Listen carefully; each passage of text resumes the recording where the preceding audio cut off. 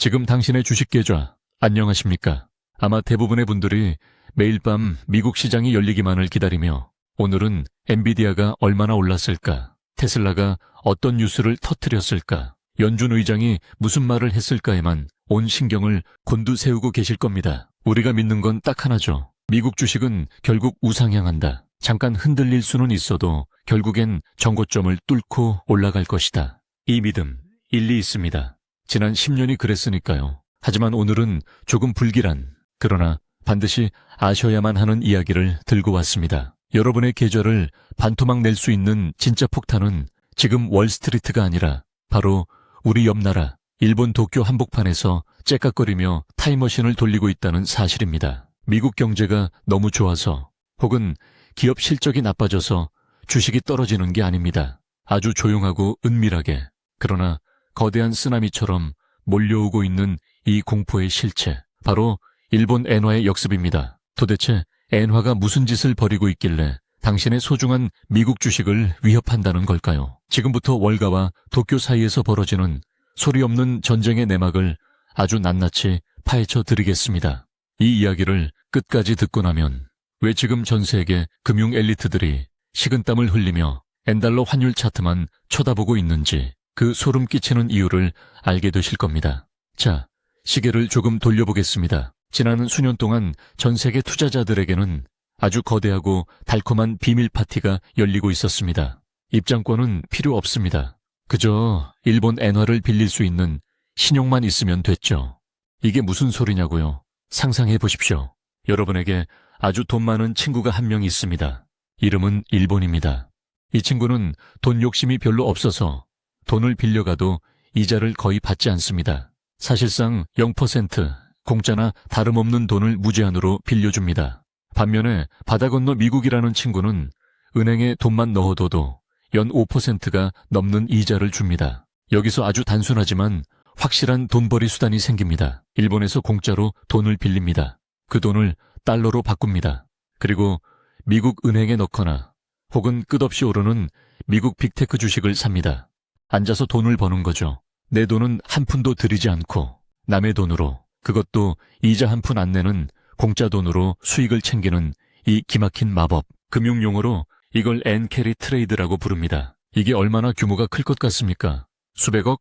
수천억? 아닙니다. 정확한 규모는 아무도 모릅니다. 너무나 거대하고 복잡하게 얽혀 있어서 추산조차 불가능하지만 전문가들은 최소 수조 달러, 우리 돈으로 수천조 원이 넘는 자금이 이런 방식으로 전 세계에 뿌려져 있다고 보고 있습니다.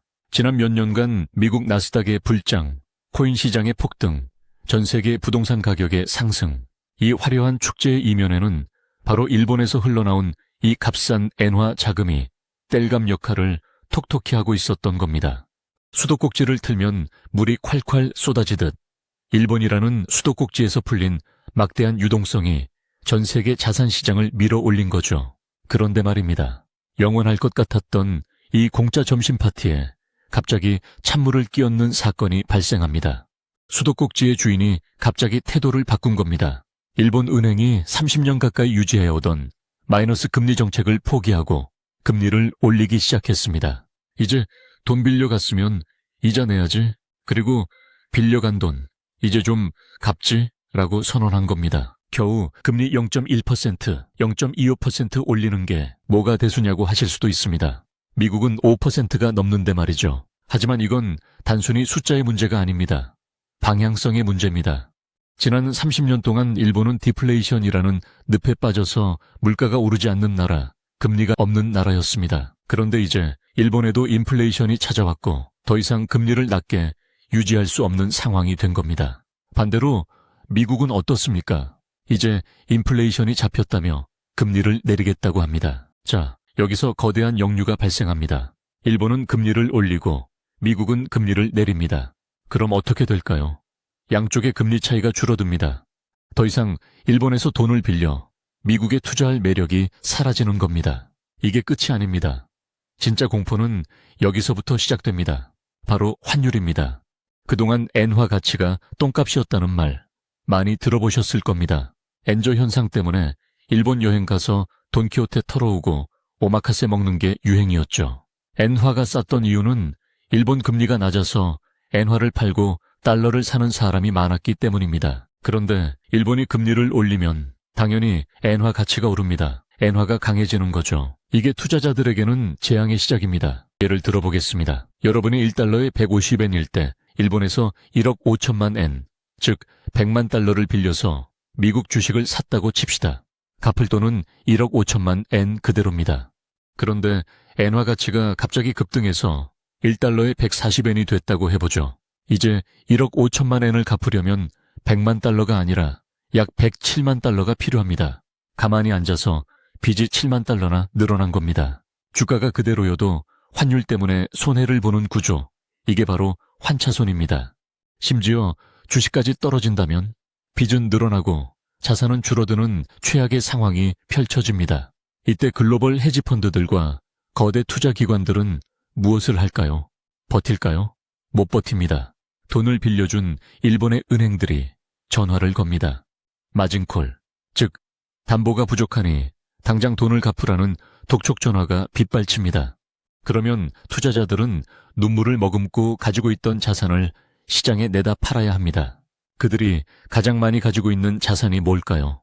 바로 유동성이 풍부하고 수익이 많이 난 미국 주식, 그 중에서도 엔비디아, 마이크로소프트, 애플 같은 빅테크 주식들입니다. 이것이 바로 엔캐리 트레이드 청산이라는 공포의 시나리오입니다. 일본 빚을 갚기 위해 멀쩡한 미국 주식을 강제로 팔아야 하는 상황. 내가 팔고 싶어서 파는 게 아니라 살기 위해서 팔아야만 하는 투매가 나옵니다. 누군가 팔면 주가는 떨어지겠죠. 주가가 떨어지면 담보 가치가 더 떨어지니 또다시 마진콜이 들어옵니다. 그럼 또 팔아야 합니다. 이렇게 매도가 매도를 부르는 죽음의 소용돌이, 도미노 현상이 벌어지는 겁니다. 기억하시나요? 지난 2024년 8월 5일, 검은 월요일이라 불렸던 그날, 일본 증시가 하루 만에 12% 넘게 폭락하고 한국 코스피가 사이드카를 발동하며 멈춰섰고 미국 나스닥이 장 시작부터 곤두박질 쳤던 그날 말입니다. 많은 분들이 미국의 경기 침체 우려 때문이라고 생각했지만 사실 진짜 원인은 엔화 값의 급등이었습니다.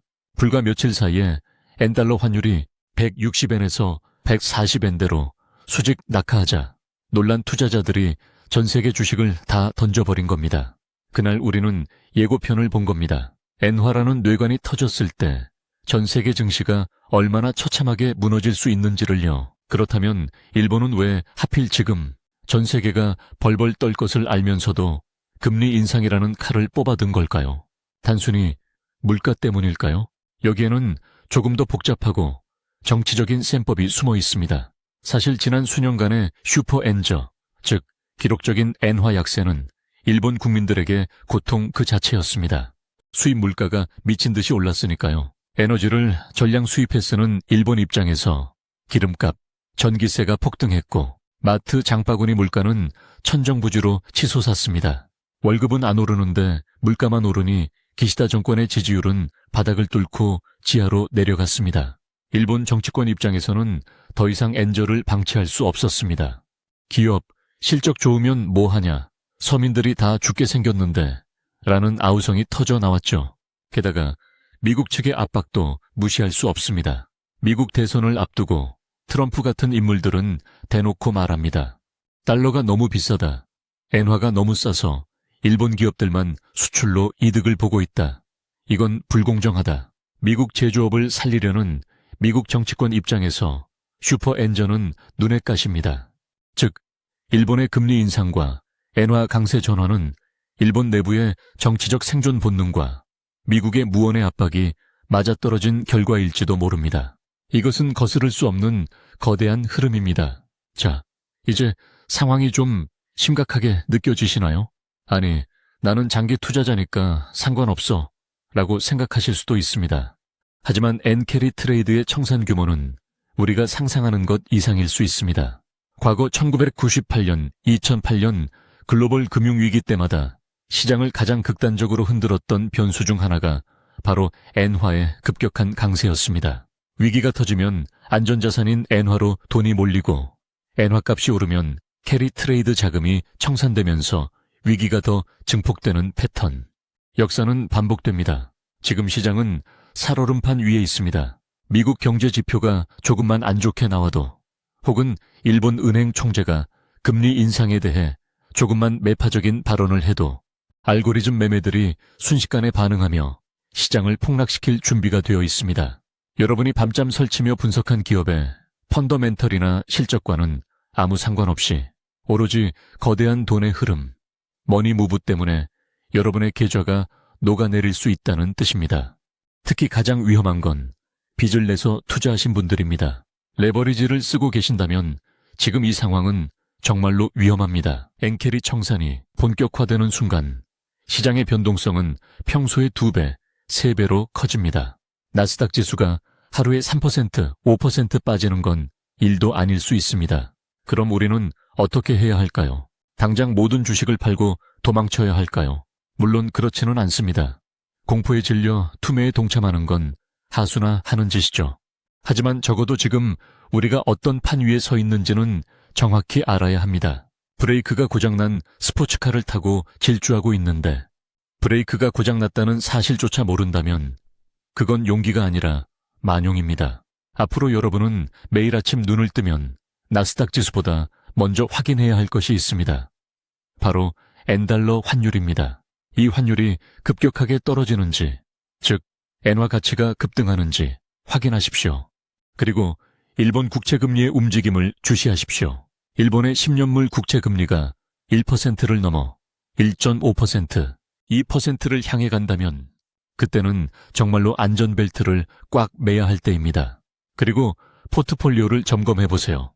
혹시 너무 한쪽으로만, 특히 고평가된 기술주에만 몰빵되어 있지는 않은지, 현금 비중은 적절한지, 위기가 왔을 때 오히려 기회를 잡을 수 있는 총알은 남겨두었는지 말입니다. 엔캐리 청산은 위기이기도 하지만 준비된 사람에게는 우량주를 박앤세일 가격에 주워 담을 수 있는 일생일대의 기회가 될 수도 있습니다. 세계 경제는 지금 거대한 변곡점에 서 있습니다. 30년간 잠자던 일본의 금리가 깨어났고 영원할 것 같던 달러의 독주가 견제를 받고 있습니다. 이 거대한 지각 변동 속에서 살아남으려면 나무만 보지 말고 숲을 넘어 바람의 방향을 읽어야 합니다. 지금 그 바람은 도쿄에서 불어오고 있습니다. 엔화의 역습, 이것은 단순한 공포 조장이 아닙니다. 돈의 흐름이 바뀌고 있다는 명확한 신호입니다. 오늘 이 이야기를 통해 여러분의 투자 시야가 조금이라도 넓어졌기를 바랍니다.